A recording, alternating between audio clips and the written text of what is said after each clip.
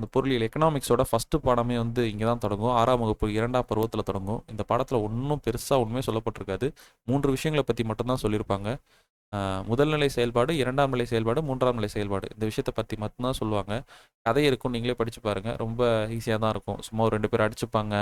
சந்தைனா என்னன்னு சொல்லுவாங்க. சந்தைனா ஒன்றும் இல்லை, இப்போ வாங்குறவனும் விற்கிறவங்களும் இருக்கக்கூடிய ஒரு பொதுவான ஒரு இடம் தான் சந்தை அப்படின்னு சொல்லப்படக்கூடியது.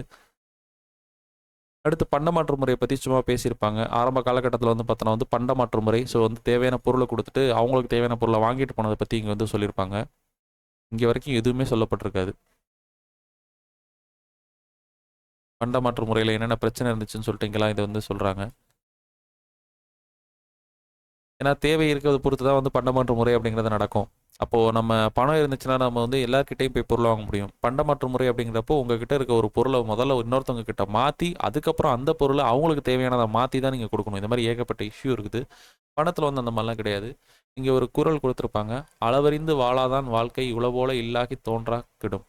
ஸோ ஒருத்தன்ட்ட 100 ரூபா இருக்குன்னு அப்படின்னா அவன் வந்து நான் அவன்கிட்ட எவ்வளோ இருக்குன்னு சொல்லி பார்க்காம அவன் பாட்டுக்கு செலவு பண்ணிகிட்டே இருக்கான். அப்படின்னா பாக்கெட்டை பார்க்காமையே எவ்வளோ இருக்குன்னு பார்க்காம நம்மகிட்ட 100 ரூபா இருக்குது 100 ரூபா இருக்குன்னு செலவு பண்ணிகிட்டே இருக்கான்னா கடைசியில் பார்த்தா அவன் பாக்கெட்டில் எடுத்து செக் பண்ணுறப்போ எல்லா செலவும் பண்ணிட்டு பார்க்குறப்போ இன்னும் இருக்குன்னு செலவு பண்ணிட்டு பார்க்குறப்போ அவன்கிட்ட ஒன்றுமே இருக்காது. அப்போ என்னன்னா தன்னோட செல்வத்தோட அளவு அறிந்து செலவு பண்ணணும். அப்படி இல்லை அப்படின்னா இருக்க மாதிரியே இருக்கும், ஆனால் அது பொய், இல்லாமல் போயிடும் அப்படின்றது வந்து இங்கே வந்து திருவள்ளுவர் சொல்லியிருக்காரு. சேமிப்பு அப்படிங்கிறது குழந்தைக்கு புரிகிற மாதிரி சொல்லியிருக்காங்க. கையில், ஏன்னா 6ஆம் வகுப்பில் இருக்கக்கூடிய அந்த குழந்தைங்களுக்கு புரியணுன்றதுக்காக கையில் கிடைக்கக்கூடிய வருமானத்தில் நுகர்வுக்கு செலவு பண்ணிவிட்டு மீதி வந்து எதிர்காலத்துக்கு சேர்த்து வைக்கிறது சேமிப்பு.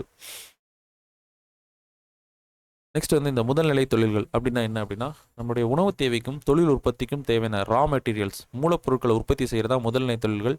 ஸோ இது போகிறதுக்கு அடிப்படையிலலாம் கேட்கலாம். முதல்நிலை தொழில், 2ஆம் நிலை தொழிலெல்லாம். முதல்நிலை தொழில் பார்த்தீங்கன்னா வேளாண்மை, ஸோ கால்நடை வளர்த்தல், மீன்பிடித்தல், சுரங்கத் தொழில், இந்த மாதிரி வந்து கனிகள், கொட்டைகள், தேன், மூலிகை, ரப்பர், பிசின் இதெல்லாம் சேகரிக்கிறது, மரம் வெட்டுறது, இதெல்லாம் முதல்நிலை தொழில். ஸோ இவங்கெல்லாம் பொறுத்த வரைக்கும் இதெல்லாம் முதல்நிலை தொழில் வருது. விவசாயம் பண்ணுறது எல்லாமே முதல்நிலை தொழில். அடுத்தது வந்து 2ஆம் நிலை தொழில்னா இங்கே கிடைக்கிற அந்த ரா மெட்டீரியல்ஸை யூஸ் பண்ணி அதை பயன்படுத்துகிற மாதிரி நம்ம பொருட்களாக மாற்றுறது தான் இந்த 2ஆம் நிலை தொழில். 2ஆம் நிலை தொழில்.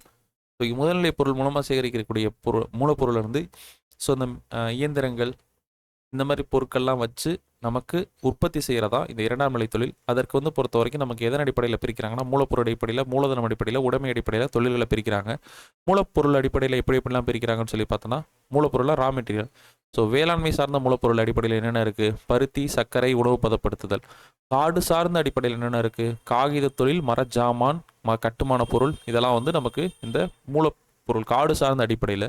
கனிமத்தை பொறுத்த வரைக்கும் சிமெண்ட்டு, இரும்பு, அலுமினியம், தங்கம், அந்த மாதிரி பல்வேறு விஷயங்கள் தனியாக பிரிக்கலாம். கடல் சார்னா கடல் உணவு பதப்படுத்துதல். இதெல்லாமே நமக்கு வந்து 2ஆம் நிலை தொழில்கள். அடுத்து இந்த காந்தியடிகள் அவர்கள் சொன்னது வந்து கிராமங்கள் நாட்டின் முதுகெலும்பு அப்படின்னு சொல்லிட்டு மகாத்மா காந்தியடிகள் சொன்னார்னு சொல்லிட்டு இங்கே ஒரு டேட்டா கொடுத்துருப்பாங்க.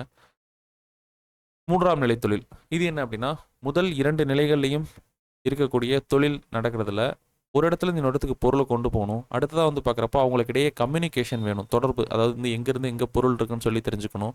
அடுத்து வந்து இவங்க 2 பேருக்கு இடையே பார்க்குறப்போ பொருள்களை வந்து யார் வந்து பையர் செல்லர் இவங்களை வந்து ஃபிக்ஸ் பண்ணுறதுக்காக வந்து நிறையா விஷயம் நடக்கும். அடுத்து வந்து பார்த்தோன்னா வங்கி, ஸோ பணத்தை வந்து டிரான்சாக்ஷன் பண்ணுறதுக்கு வந்து வங்கி, இந்த மாதிரி எக்ஸ்ட்ரா சர்வீசஸ்லாம் நடக்கிறது வந்து பார்க்குறப்ப இந்த 3ஆம் நிலை. ஸோ இதை சர்வீஸ் செக்டார்னே சொல்லுவாங்க. இதை ஸோ பொருட்களை உற்பத்தி செய்கிறதுக்கும் உற்பத்தி பொருளை தேவையான பிறகு கொண்டு போகிறதுக்கும் சேவைகளை வழங்குறதுனால இதை சேவைத்துறைன்னு சொல்லிட்டு சொல்கிறாங்க. ஸோ என்னென்ன சேவைகள் இருக்குது? போக்குவரத்து சேவை, தொலைத்தொடர்பு சேவை, வர்த்தக சேவை, வங்கி சேவை. ஸோ போக்குவரத்துனா சாலை, ரயில் இந்த மாதிரி மார்க்கமாக பண்ணுறது. தொலைத்தொடர்பு, அஞ்சல், தொலைபேசி, தகவல் தொழில்நுட்பம், இன்ஃபர்மேஷன் டெக்னாலஜி. அடுத்து வர்த்தகம், பொருட்களை கொள்முதல் செய்தல், விற்பனை செய்தல், வங்கி பண பரிமாற்றம், வங்கி சேவைகள். இது எல்லாமே நமக்கு வந்து 3ஆம் நிலை தொழிலில் வருது. அவ்வளோதான், இந்த இடத்துல வேறு எதுவுமே இருக்காது இந்த பாடத்தை பொறுத்த வரைக்கும். ஸோ இந்த 6th செகண்ட் டைம் அப்படிங்கிறது வந்து முடிஞ்சிருச்சு.